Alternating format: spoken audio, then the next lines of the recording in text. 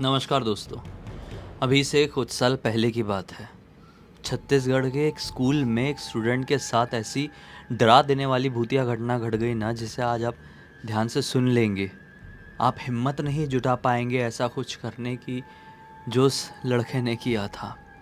क्योंकि बहुत सारे लोग हमें जो देखते हैं उनमें से स्कूल में पढ़ने जाते होंगे, काफ़ी सारे बच्चे, और काफ़ी सारी अलग अलग एक्टिविटीज़ बच्चे अलग अलग हरकतें आए दिन करते होंगे।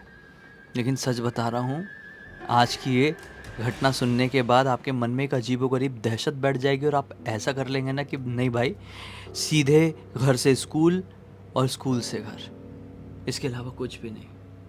आइए जिया की ज़ुबानी ये कहानी फुल डिटेल में आप जानते हैं। ये जो घटना घटी थी ना, वो छत्तीसगढ़ के अंदर एक छोटे से गांव में घटी थी। वहाँ पर क्या था कि जो अर्जुन नाम का लड़का था ना, शुरू से उस गांव में नहीं रहता था। वो शहरी इलाके में रहता था, छत्तीसगढ़ में प्रॉपर रहता था। और उसके मम्मी पापा सब लोग वहाँ पर जॉब कर रहे हैं। उसकी बहन और वो, ये सब लोग अपनी ज़िंदगी आराम से वहाँ पे बिता रहे हैं। लेकिन एक टाइम ऐसा आता है कि उसके पापा की जॉब छूट जाती है और इनके घर पे थोड़ी सी प्रॉब्लम चालू हो जाती है, पैसे की तंगी हो जाती है। और जो ये था अपना अर्जुन, उस टाइम पर क्लास 9th में पहुंचने वाला था। जब क्लास 9th में पहुंचने वाला था, घर वालों को टेंशन होती है कि क्लास 10th आएगा, 10th के बाद 11th आएगा, 12th आएगा, इसके हायर एजुकेशन के लिए पैसे ज़्यादा चाहिए होंगे।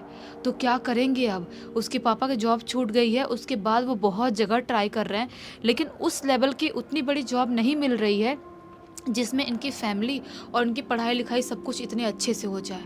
इसकी जो बहन थी वो छोटी थी, अभी क्लास 3rd 4th में होगी, तो उसकी इतनी टेंशन थी नहीं, क्योंकि वो नॉर्मल स्कूल में पढ़ाई कर रही है, वहाँ की फ़ीस भी इतनी ज़्यादा नहीं थी। लेकिन अब अर्जुन की हो गई टेंशन। ये जो अर्जुन था अपने घर वालों को क्या बोलता है कि मम्मी पापा आप इतना टेंशन मत लो, आप लोग छोटा मोटा जॉब कुछ ट्राई करो, सारी चीज़ें देखो। और रही बात मेरी, तो मैं दादा दादी के पास चले जाता हूँ, वहाँ पे बड़े पापा बड़े मम्मी भी हैं, वहाँ पे मेरे कज़न लोग भी हैं, तो मैं वहाँ पे गांव में कोई स्कूल में पढ़ाई कर लूँगा। क्या टेंशन होती है? 10th पास कर लूँगा गांव में, उसके बाद मैं शहर में वापस 11th 12th में आ जाऊँगा, कर लूँगा, तब तक शायद पैसे भी हो जाए।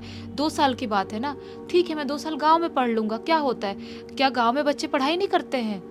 घर वाले सोचते हैं कि हमारा इतना छोटा बच्चा इतना ज़्यादा चालाक है, मतलब इतनी मैच्योरिटी वाली बातें कर रहा है कि मैं 2 साल 9th 10th गांव में पढ़ लूँगा।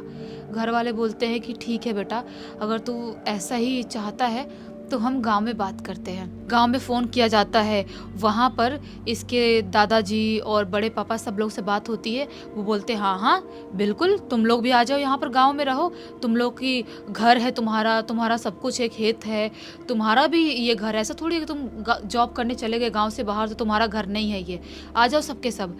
तो इसके अर्जुन के पापा मम्मी बोलते हैं कि नहीं हम तो नहीं आ पाएंगे, हम यहाँ पर अपने जॉब का कुछ ट्राई कर रहे हैं। अर्जुन चला जाएगा, वहाँ पर वो 2 साल पढ़ाई करेगा, आप लोग उसका ख्याल रखना।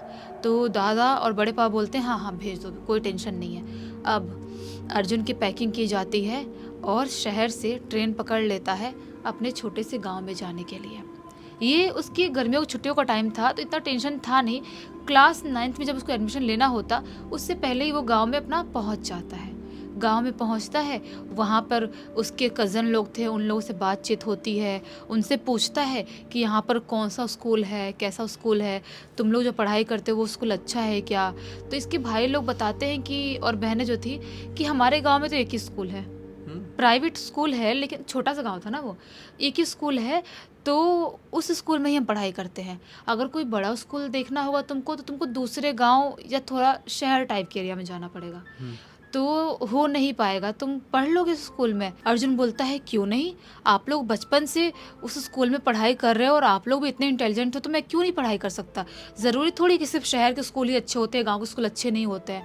कोई बात नहीं, मेरा भी एडमिशन करवा दो आप, और मैं उसमें पढ़ाई कर लूँगा। जो इसका एक भाई था वो क्लास 10th में था, और एक जो बहन थी वो क्लास 11th में थी। वो जो स्कूल था ना उनके गाँव में 12th तक का था, जिसमें बच्चे पढ़ाई करते थे, 12th तक के बच्चे ही पढ़ाई करते थे, ऐसा वाला था। तो भाई बहन के साथ रहता है, कुछ दिनों तक गांव में खेलता है, घूमता है, एंजॉय करता है, अपने खेत खलियान घूमता है। उसके बाद दिन बीतते बीतते अब टाइम आ जाता है एडमिशन वाला। एडमिशन वाला टाइम आता है, इसके बड़े पापा और इसके भाई बहन इसको लेके स्कूल में जाते हैं और वहाँ पर एडमिशन इसका करवा दिया जाता है। अच्छा खासा पढ़ने में था ये, तो क्लास 9th में एडमिशन उसका उस स्कूल में हो जाता है।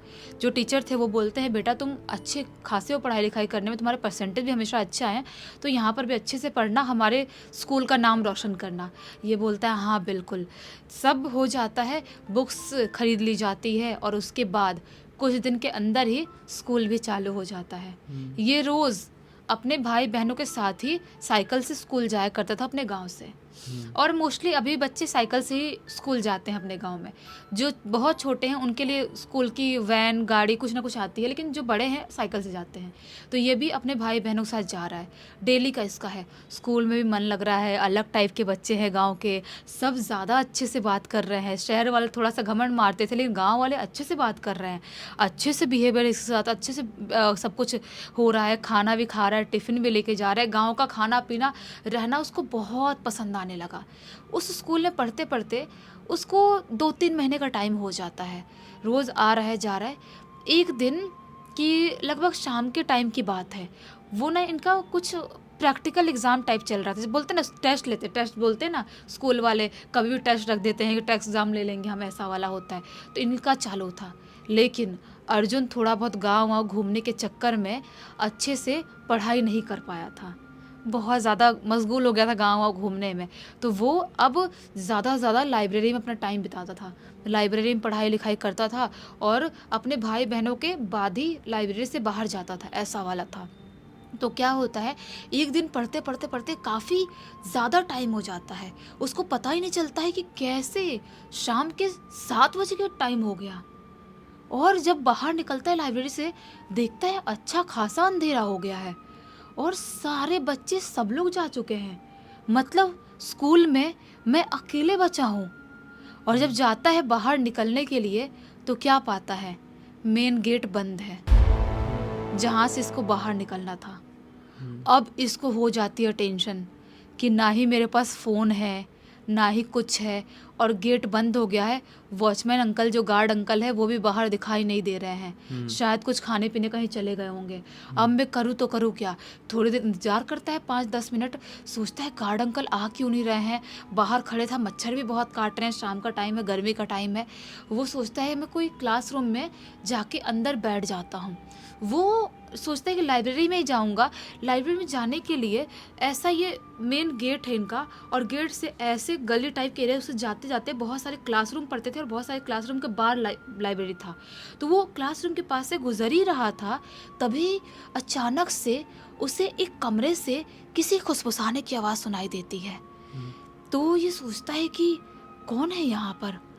वो उस कमरे की तरफ जाता है जहाँ से खुसफुसाने की आवाज़ आ रही थी। ये इवनिंग का टाइम हो रहा था, लगभग शाम वाला, जिस टाइम पे दिया बाती का टाइम होता है वो वाला टाइम हो रहा था। अंधेरा भी अच्छा खासा हो गया था। उस कमरे की तरफ जब जाता है तो क्या पाता है, ये जो कमरा है, जो क्लासरूम है, दिन में तो नॉर्मल क्लासरूम रहता है, लेकिन इस टाइम पर वो कहीं से भी नॉर्मल नहीं दिखाई दे रहा है। उस क्लासरूम में बहुत सारी कैंडल लगाई गई है, बहुत सारी, और एक लाल सिंदूर है या पता नहीं क्या है, उससे कुछ अजीबोगरीब टाइप का चित्र और सर्कल बनाया गया है।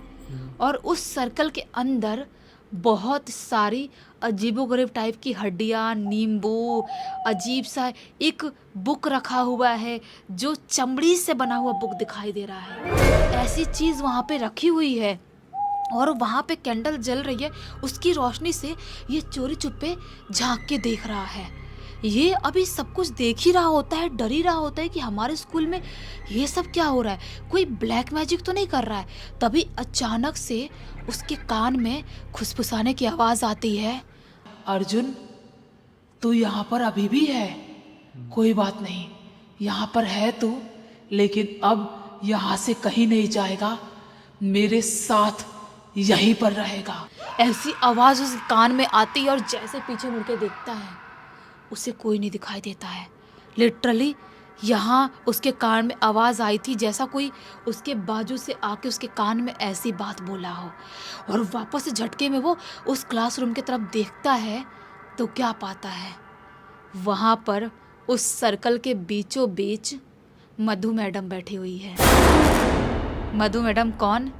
इसकी इंग्लिश टीचर, जो कि इस स्कूल के लगभग हर क्लास के इंग्लिश वही लेती थी, क्लास वही पढ़ाती थी।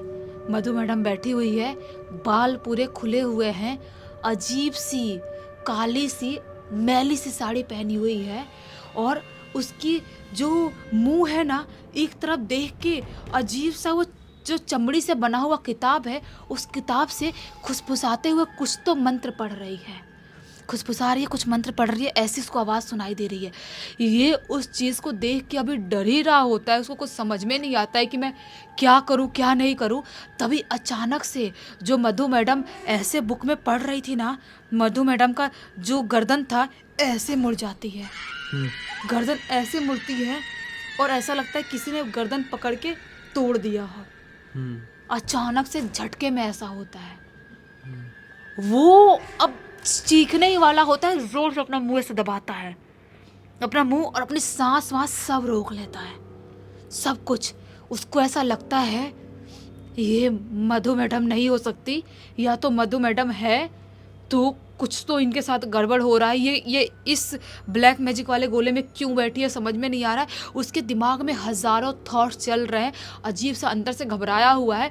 तभी अचानक से जो मधु मैडम की गर्दन ऐसे मुड़ी हुई ऐसे लटकी थी, वो गर्दन अपने आप ऐसे पूरी पीछे मुड़ जाती है, पूरी, मतलब 180 डिग्री। हाँ, पूरी जब पीछे मुड़ती है, जो मधु मैडम की आँख थी ना, वो पूरी पिच ब्लैक दिखाई दे रही है।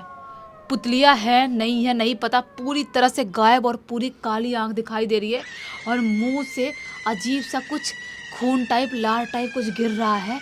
और वो ऐसा बोलती है कि तुझे क्या लगा था, तुझे मैं नहीं देख रही हूँ, मुझे पता था तू यहीं पर इसी स्कूल में है।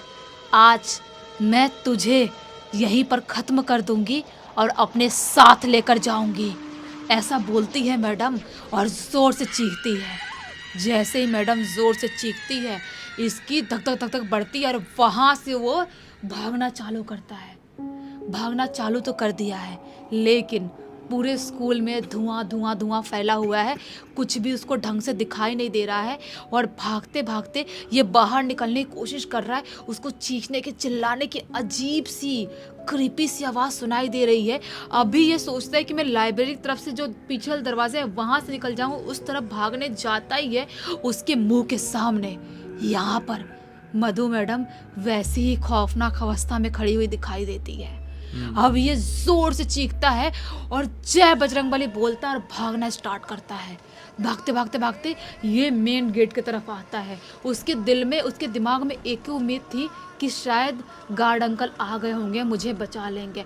जय बजरंगबली चिल्लाते वहाँ से भागता है। उसको हनुमान चालीसा नहीं आता था, और उसको अभी भी अफसोस है मुझे हनुमान चालीसा क्यों नहीं आता था। वहाँ से भागना स्टार्ट करता है। भागते भागते भागते गेट की तरफ आता है, चिल्लाते हुए।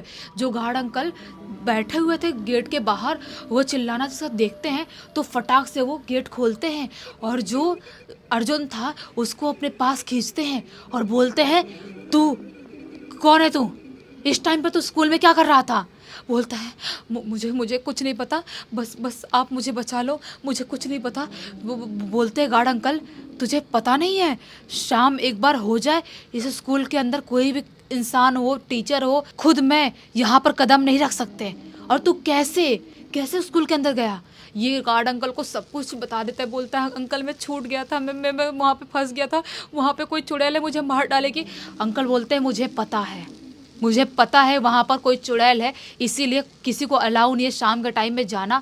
वो चुड़ैल कौन है, कहाँ से क्या है नहीं पता, लेकिन बहुत सालों से यहाँ पर स्कूल में रहती है। बेटा जल्दी जा तू यहाँ से। फिर बोलता है, अंकल मैं कैसे जाऊँगा, मुझे समझ में नहीं आ रहा। वो चुड़ैल मेरे पीछे पड़ी हुई थी, बोल रही थी वो मुझे मार डालेगी, और वो उसको पता था कि मैं यहाँ पर स्कूल में था। अंकल बोलते हैं, बेटा तू चिंता मत कर। अंकल जो थे वो अपनी बीड़ी जलाते हैं, और बीड़ी जला के इसका हाथ पकड़ते हैं, और हाथ पकड़ के इसके गांव वाले घर पर इसको छोड़ के आते हैं। वहाँ पर छोड़ के आते हैं। जब इसके बड़े मम्मी, बड़े पापा, दादा दादी को पता चलता है, भाई बहनों को, एक तो वो लोग ढूंढ रहे थे, पूरे गांव में घबराए हुए थे, पूरा गांव, दूसरा गांव, हर जगह ढूंढ ढूंढ के पागल हो गए थे। जब ये देखते हैं इसको ऐसी हालत में गार्ड अंकल लेके आए हैं, सब कुछ बताता है, तो वो शॉक्ड हो जाते हैं। बोलते हैं, बेटा तू बहुत गलत किया, आज के बाद तू वहाँ पर मत जाना। और कौन सी मधु मैडम की बात कर रहा है? तुम्हारे इंग्लिश टीचर? ऐसा नहीं हो सकता, वो तो काफ़ी टाइम से पढ़ा रही तुम्हारे स्कूल में। ये बोलता है, मेरे बातों का यकीन करो आप लोग, मैं प्रिंसिपल के सामने भी ये बात बोल सकता हूँ। तो बोलते हैं घर वाले कि हाँ ठीक है, तुझे कल ले चलेंगे। दूसरे दिन प्रिंसिपल के सामने इसको लेके जाया जाता है। अर्जुन प्रिंसिपल को सारी बात बताता है, लेकिन प्रिंसिपल जो थे वो यकीन करते ही नहीं है। बोलते हैं, आप कैसी बात कर रहे हो? हमारी इकलौती टीचर है मधु मैडम, जो अच्छा पढ़ाती, इंग्लिश पढ़ाती हैं, वो हम उनके बारे में नहीं सुन सकते, वो बहुत अच्छी नेचर की हैं, ऐसी बात मत करो आप। लेकिन ये जो प्रिंसिपल थे वो तो यकीन नहीं किए थे, इसके भाई बहन और बाकी ग्रुप वाले और स्कूल क्लास के बच्चे तो यकीन किए थे ना। वो लोग क्या करते हैं, उस दिन के बाद से मधु मैडम से डिस्टेंस बनाना चालू कर देते हैं। क्योंकि बहुत सारे बच्चे ये भी कंप्लेंट करते हैं, जो सीनियर क्लास के थे, कि जब भी हम बाई चांस उनके आंख में हम देख ले, आई कांटेक्ट हो जाए, तो हमको अजीब सा सिर में अजीब सा झंझनाहट सी होती थी, और 1-2 दिन के लिए हमारी तबीयत खराब हो जाती थी। लेकिन हम लोग समझ नहीं पा रहे थे कि क्या कुछ अलग प्रॉब्लम मधु मैडम के अंदर, या हमारा वहम है। लेकिन तू ऐसा बोल रहा है तो हो सकता है मधु मैडम या तो डायन वाला कुछ प्रक्रिया कर रही है, या तो वो इंसान है ही नहीं। अभी कुछ साल हो गए हैं, जो अपना अर्जुन है वो पास तो हो गया क्लास 10th, लेकिन जब इनका क्लास 9th से कंप्लीट होने वाला था, उसी टाइम पर अचानक से मधु मैडम वो स्कूल छोड़ के कहीं चली जाती है बिना बताए, और उसके बाद वो कभी आती भी नहीं है। आज के डेट में वो स्कूल में नहीं पढ़ा रही है, पता नहीं कहाँ है कहाँ नहीं, उनका घर कहाँ गया, कौन कहाँ से आई थी कहाँ चले, किसी को नहीं पता। ऐसा पता है बहुत सारी जगहों पर होता है कि, मैं बोलूँगा तो बड़ा अजीब लगेगा, लेकिन बहुत सारी जगहों पर होता है कि दूसरे टाइम डायमेंशन के कुछ लोग हमारे टाइम डायमेंशन में पहुंच जाते हैं और यहाँ पर काफ़ी समय तक फंस कर रह जाते हैं, और फिर एक दिन आता है वो हमेशा हमेशा के लिए अपनी दुनिया, अपने समय में लौट जाते हैं, और उनके यहाँ पे कुछ भी नामो निशान नहीं रह जाते। रह जाती है तो सिर्फ उनकी अजीबोगरीब यादें। यहाँ पर हो सकता है कि मधु मैम भी कुछ ऐसी ही हो, जिन्हें हम भूत समझ रहे हैं, जिन्हें हम जादू टोना करने वाली कोई डायन समझ रहे हैं। हो सकता है वो दूसरे दुनिया से आई हुई कोई औरत हो, कुछ भी हो सकता है। टाइम स्लिप की वजह से वो यहाँ पर फंस गई, और जब सब कुछ ठीक हुआ, वो ग्लिच ठीक हो गया, वो लौट गई। इसके पीछे कई कॉन्स्पिरेसी थ्योरी बनी हुई है, कई घटनाएं ऐसी घटी हुई है। बाकी ये आपको कैसी लगी कमेंट सेक्शन में ज़रूर बताएं, और इस घटना की जानकारी कैसे मिली? ये पूरी घटना की जानकारी खुद अर्जुन ने लिख के भेजा है, जो अभी बिल्कुल हेल्दी है, ठीक है, अपनी लाइफ में जॉब कर रहा है। चलो भैया, इस एक नोट के साथ इस कहानी का अंत कर देते हैं। अब तक इस वीडियो को देख लिए हैं तो लाइक ज़रूर कर देना, चैनल को सब्सक्राइब करके बेल आइकन दबा के ऑल के ऑप्शन में क्लिक करना है, क्योंकि इसी तरह के हैरान कर देने वाले खौफनाक वीडियोस डेली आप लोग के सामने लेके आते रहते हैं। इंस्टाग्राम की लिंक इस वीडियो के डिस्क्रिप्शन बॉक्स में मिल जाए, क्लिक करके डायरेक्टली वहाँ पर पहुँच जाना। और इसी तरह की कोई भी कहानी, टॉपिक या जानकारी आप लोग के पास भी है तो लिख भेजना, हो सकता है हमारा अगला वीडियो कल आपके हिसाब से बन रहा हो। तो चलिए कल फिर से मिलते हैं, तब तक के लिए बहुत बहुत धन्यवाद। आपका दिन शुभ हो।